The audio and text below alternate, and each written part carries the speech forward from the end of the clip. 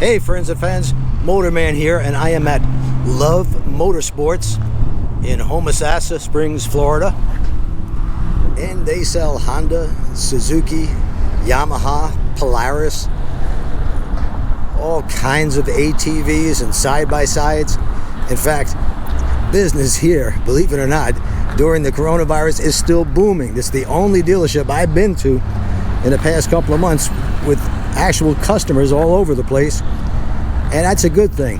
And today I'm going to be taking a Goldwing for a road test.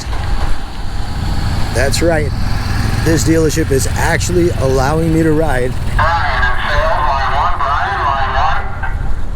This dealership is actually allowing me to ride a Honda Goldwing without first buying it. This particular one is a leftover 2018 model, but it hasn't changed since then. They came out with the new Goldwing in 2018, and they make two models. This is the Goldwing, and then they have the Goldwing Tour, which comes with a tour pack on the back. Nice looking motorcycle. I think it looks a lot better than the pre-2018 bikes that they made from 2001 all the way up to 2017. It's a sportier looking motorcycle. According to Honda specs, it also weighs 90 pounds less than the older Goldwing.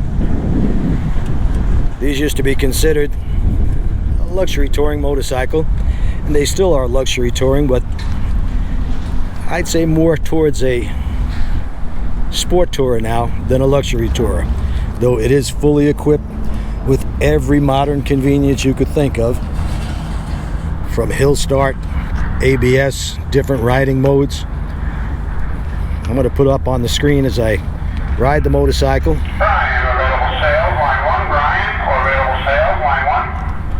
I'm going to put up on the screen the different specs on this bike as we go along, and I'm going to be taking it down one of the very few winding roads we have here in Florida called Ozella Trail.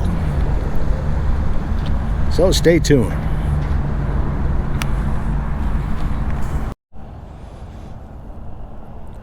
The first thing I notice upon getting on the motorcycle is, while the seat height is lower than on the older Goldwings, the seat is kind of wide. So I'm 5'7", and I could just about, probably the balls of my feet are touching the ground. I've got a 30-inch inseam, and you've got everything you need really close at hand. You can activate the screen with these buttons here, or this center button. Take it through the different modes. It does have navigation, that's standard. Once the bike is in motion, you can't use this, so you have to use the hand controls, which is of course a good safety item. The levers are adjustable. There's a little wheel right here, if you could see that. That allows you to bring the levers in or out. On the clutch side, I've got it in as far as it goes, because I like it to grab pretty close to the grip. For my taste, it could still go a little bit closer. Once you hit the starter button right here, the bike starts right up. You could barely feel the motor running. Goldwings have always been known for having probably the smoothest motor on any motorcycle. I think to get smoother than this, you're probably looking at an electric bike. The windshield is adjustable. Let's see if I remember how to do that.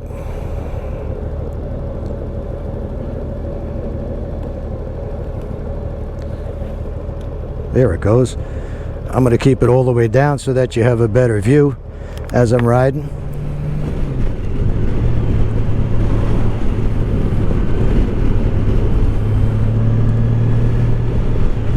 The exhaust on this bike, I had a 2006 Goldwing, so I'm familiar with them. The exhaust on this bike and the sounds from the intake are considerably more than what you would find on the older Goldwing, which were almost completely silent.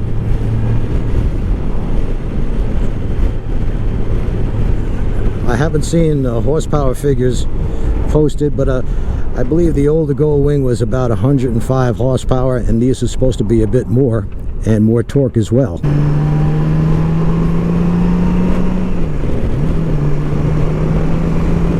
Oh yeah, plenty of power. Plenty of power and smooth as glass.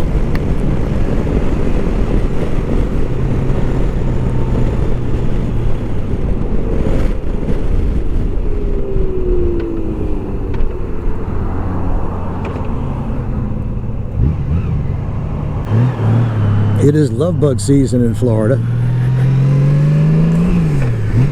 That usually lasts about 3 or 4 weeks this time of year. And what that is 2 little black flies in the process of mating, and they make a mess. They get on your vehicle, and if you don't get them off within a day or so, they're impregnated into the paint for good.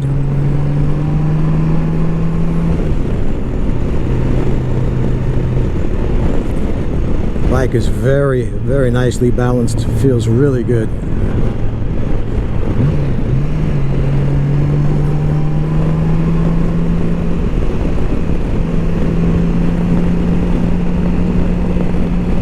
MSRP, I believe, on this bike is about $23,000. Love Motorsports is advertising this bike on their website because it's a 2018 leftover, still a brand new bike, but it is a leftover. I think they're advertising it for $17,699. By the way, this is a 6-speed transmission. Shifts beautifully, very smooth shifting motorcycle. I'm in 6th gear right now at 48, 50 miles an hour, and it will still pick up without lugging. If you're wondering why I'm riding the 6-speed transmission, manual transmission versus the DCT, it's because I've ridden the DCT, but only on my course, and I know a lot of people are buying the DCT transmission. All I can say about that is this transmission shifts so beautifully. Clutch action is perfect. Why you would want an automatic transmission on a motorcycle, I don't know. To me, that's half the fun. But I have found that on my course, finding that sweet spot on the DCT transmission while you're giving a little throttle and pushing on a little bit of rear brake is very, very difficult. So if you're going to buy the automatic transmission Goldwing because your low speed skills are lacking, that will only make it worse. I guarantee you. Can you do the same thing with automatic transmission as you see me doing on manual transmission motorcycles? Yes, you can, but you're going to have to put in the practice, and I mean lots and lots of it.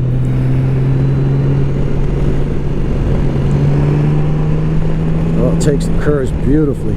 This is, like I said, now more of a sport tour than a luxury tour, though it does have all the luxury features you could imagine.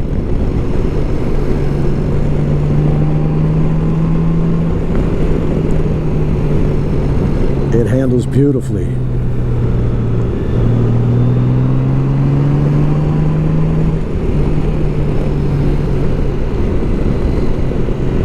Signs telling me slow down.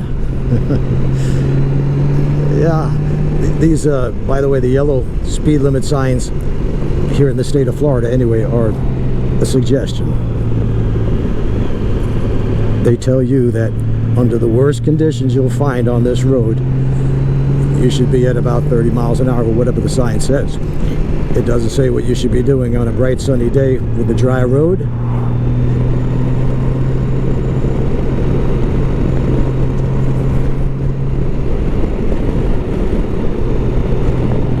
There are several riding modes.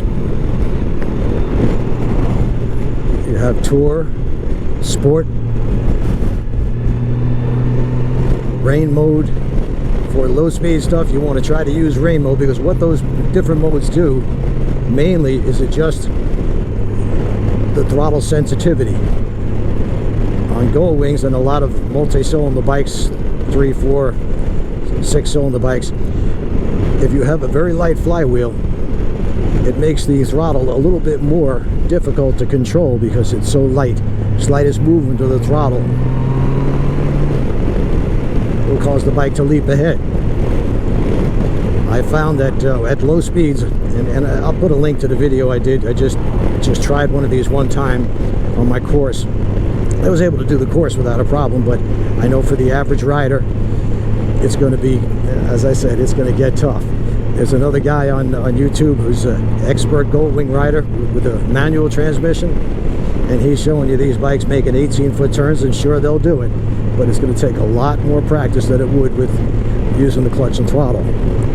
In addition, I should let you know, on the Goldwings, they were always very well protected in case of a tip over. Crash bars on those, the older wings, worked great. On the new ones, not so much. A student that came to my class with this tipped the bike over, barely moving, right onto the saddlebags and scratched the hell out of it, so that's something to think about. I believe the weight on this bike, if I'm wrong, I'll put it up on the screen. I think it's around 823 pounds, which of course is not light, but you would never know it by riding the bike because it definitely has a light feel. Wishbone front suspension, like many race cars have. Does a great job of smoothing out the road, and as I said, the handling is just superb for this weight motorcycle.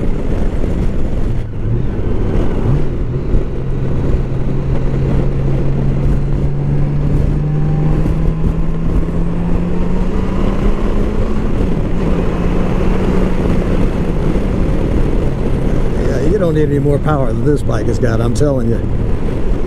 Lots of torque, smooth engine, all kinds of horsepower, and that comes in handy when you got a passenger on board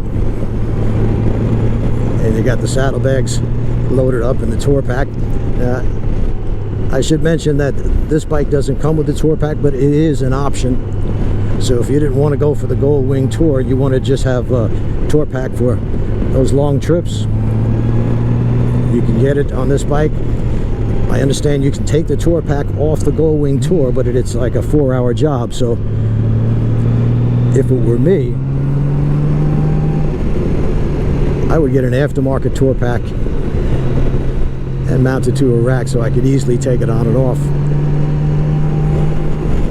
There is a bit less luggage space on this 2018 and newer Goldwings than there was on the pre-2018 models. Some people whine about that, but I don't know.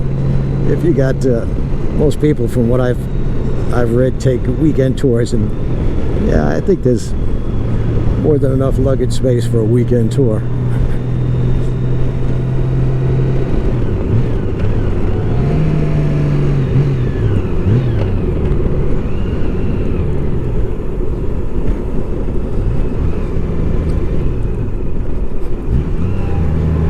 I'm going to find a safe spot to pull over and try the different modes. You don't need to pull over to do that, but I just don't remember where that particular button was.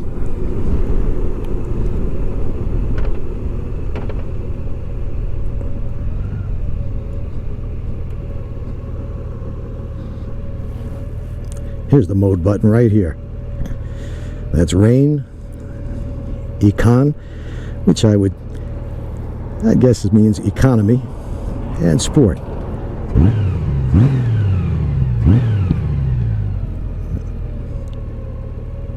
I'm going to see from economy mode, rain mode. Yes, definitely you could feel the difference in throttle response in rain mode, and that'd be the one you'd want to use for any kind of low speed practicing. And there's back to sport, and let's see what that's like. I believe that also adjusts the suspension a bit, firms it up.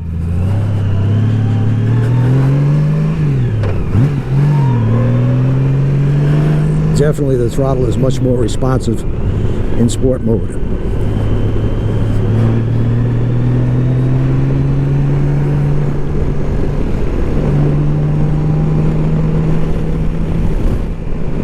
said it before, but I'll say it again. This is Ozella Trail in Crystal River, the next town up from Homosassa Springs. It's one of the few really nice winding roads we have here in Florida.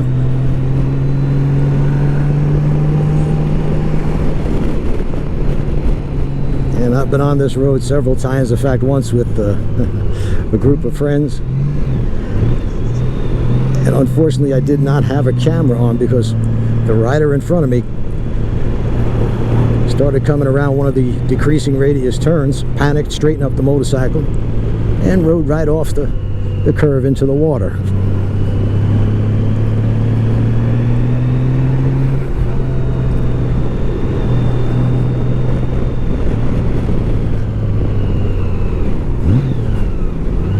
So for those of you who say, yeah, counter steering comes naturally, yeah, not so much.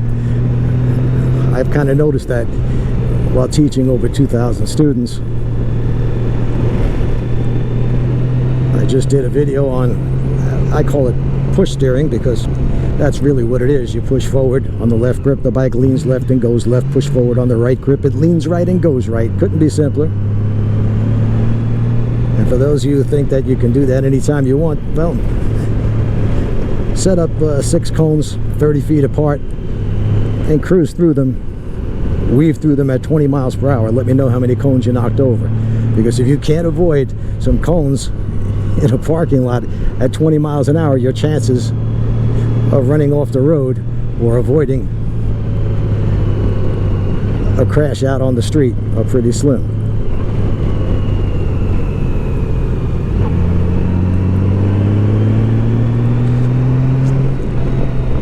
I'm not sure if it's in my mind or if it actually is tightening up the suspension a bit, but it definitely feels that way. And there's no question that the throttle response is different,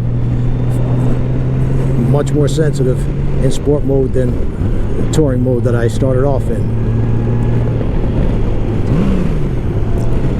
Downshifting this bike and upshifting is just a pure pleasure. Why anybody would want an automatic transmission on this motorcycle, I can't figure it out. How lazy can you be? Third gear seems perfect for a road like this. And if these turns were even sharper, let's slow way down. I'm going to keep it in third gear, down to 20 miles an hour. Still third gear is fine. Easily accelerates through the turn.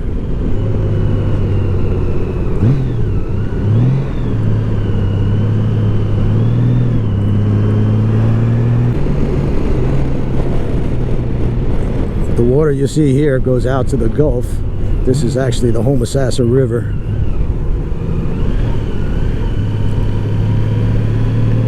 And I think this turn coming up right here is where I saw the rider go off the road into the swamp.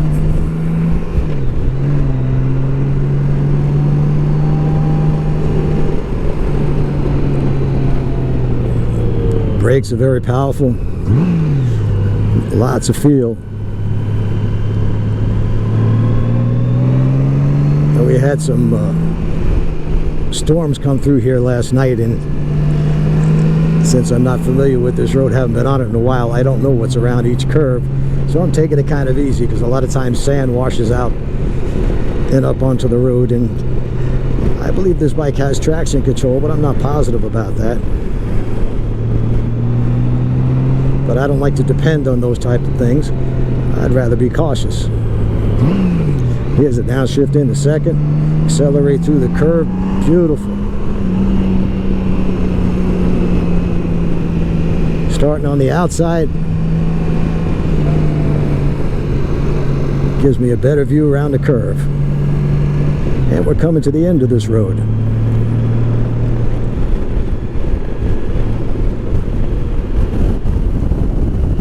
People are back out fishing. That was, by the way, never against the rules here in Florida during the shutdown.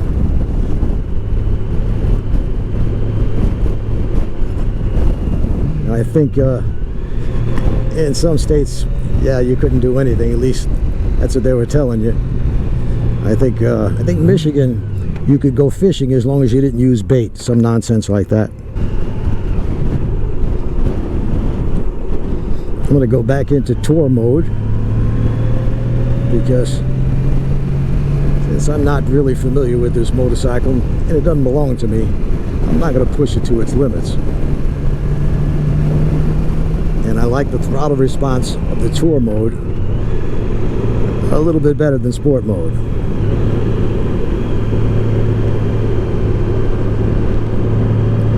Taking a late apex because I want to see as far around the corner as possible. I start on the outside, head to the inside. I like to do my braking before the turn. And yes, I'm familiar with trail braking. I found no reason really to do that on the street unless you're coming down a mountain road, but of course you do whatever you like. You could ride as aggressively as you want to. But like I said, it's not my bike.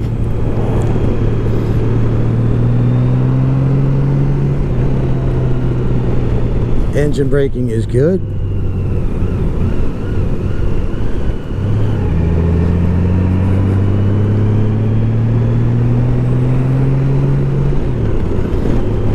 Man, this transmission's, it's as smooth as glass. Can't even, I'm betting on the video you can't even hear me shifting. You might hear the throttle, but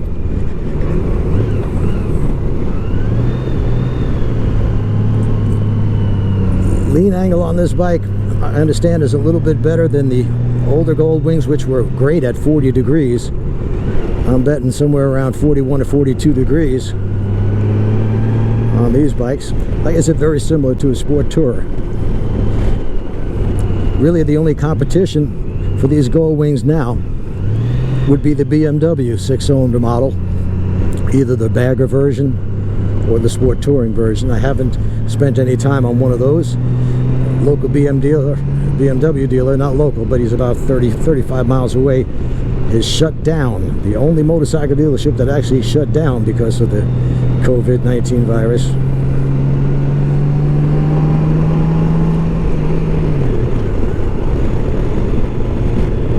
Now, as you know, I normally ride a Harley-Davidson touring bike, and how would I compare it to this bike?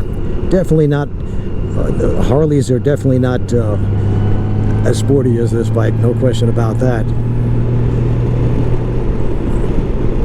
They don't have electric windshields, which I think for the money they should have.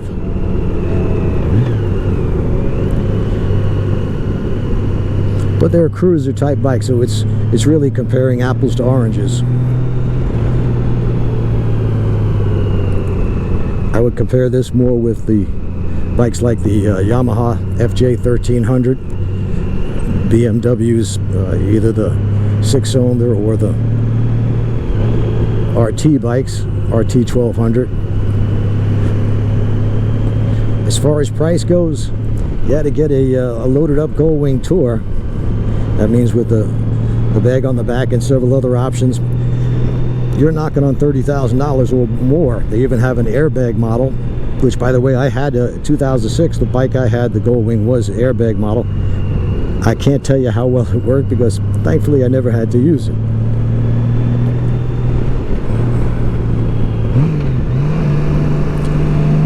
Didn't need a downshift there, but I wanted it. It feels good. I like being in complete control of my motorcycle. And that's one of the reasons I don't like the automatic transmission. I understand they are very good at picking the proper gear, but I'd rather do it myself. It's half the fun of riding, in my opinion.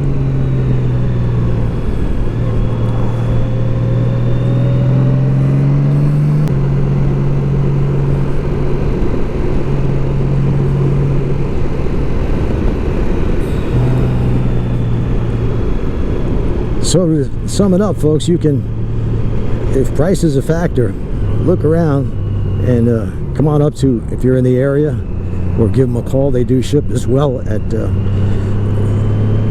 Love Power Sports, and they've got, I think, 3 leftover 2018s, and as I said on their website, it says $17,699. I'm sure there's some fees and taxes, etc. added to that, but it's an excellent buy for a $23,000 motorcycle. That's, though it's a 2018, it's the same as the 2020, and it is brand new. with the exception of the 10 or 12 miles I put on today.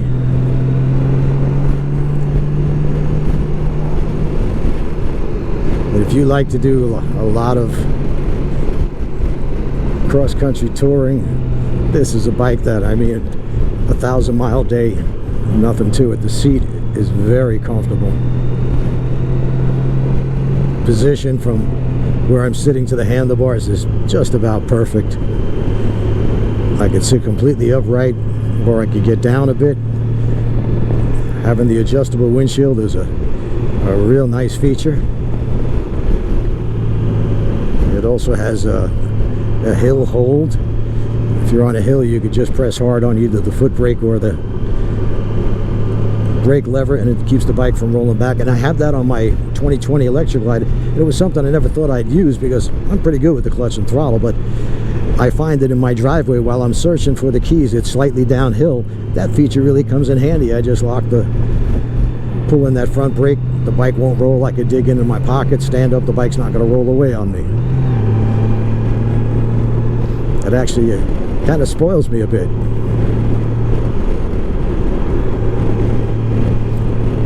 I hope you're enjoying this Florida scenery. This is old Florida right here.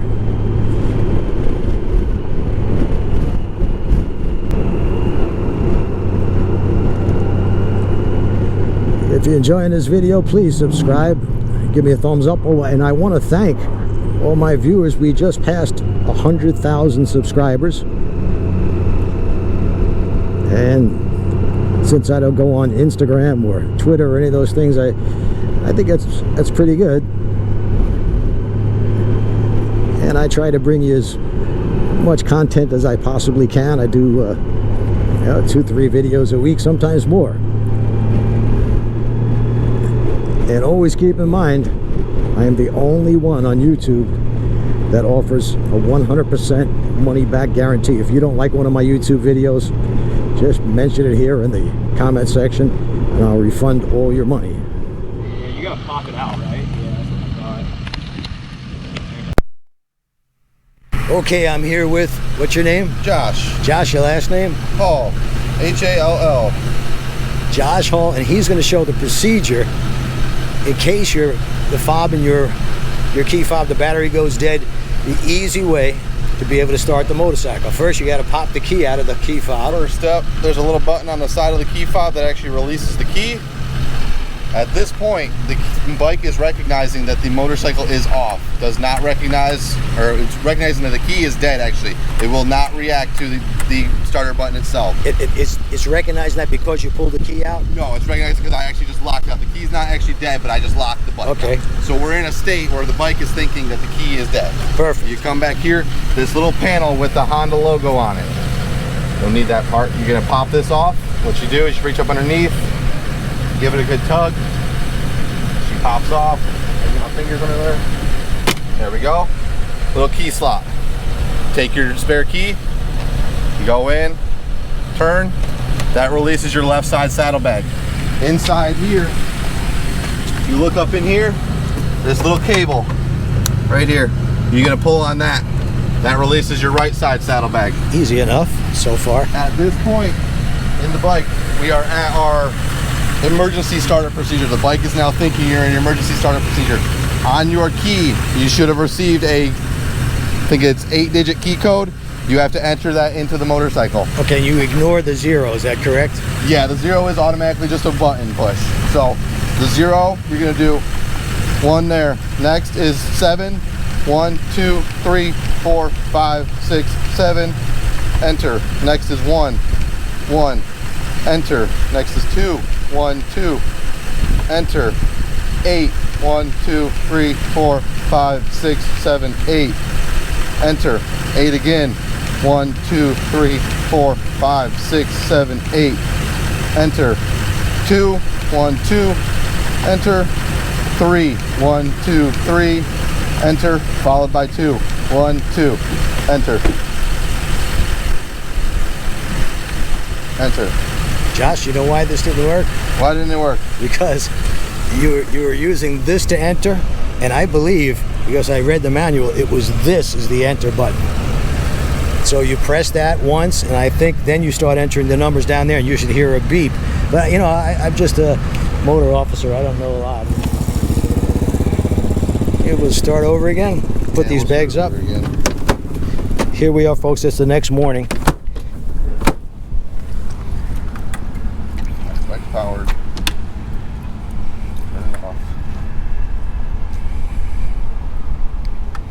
Yep, she's locked out. Let me get it down right before you start recording. We'll do a full good take.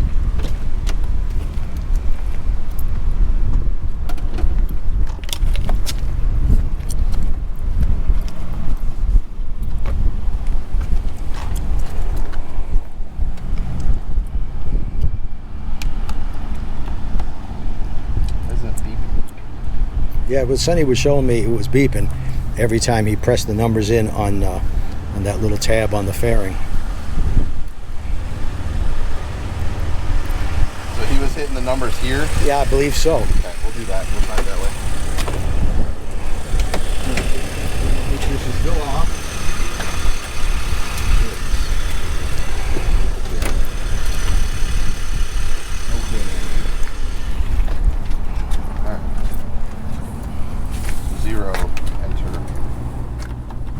All right, I'm here with Josh, and he's going to show me exactly what to do in case the battery ever goes dead in your key fob. It's a very simple, easy procedure. How's that work now? All right, guys. So on the key fob, there's a little button here that you push that actually releases your spare key. It slides right out of that slot. You pull it out. 3, 4, 5, 6, 7, 8. Enter. 8. 1, 2, 3, 4, 5, 6, 7, 8. Enter. 2. 1, 2. Enter. 3, 1, 2, 3, enter, and 2, 1, 2, enter. At that point, the bike is now able to run. Go through its startup procedure, and she will now start up at this point. How about if it's in gear? As long as she's in neutral, she'll start up. Okay. Of course. And Josh, business office, please, Josh. that was as simple as could be. There she is. Bike starts right up, and you're ready to go, and this is take 27.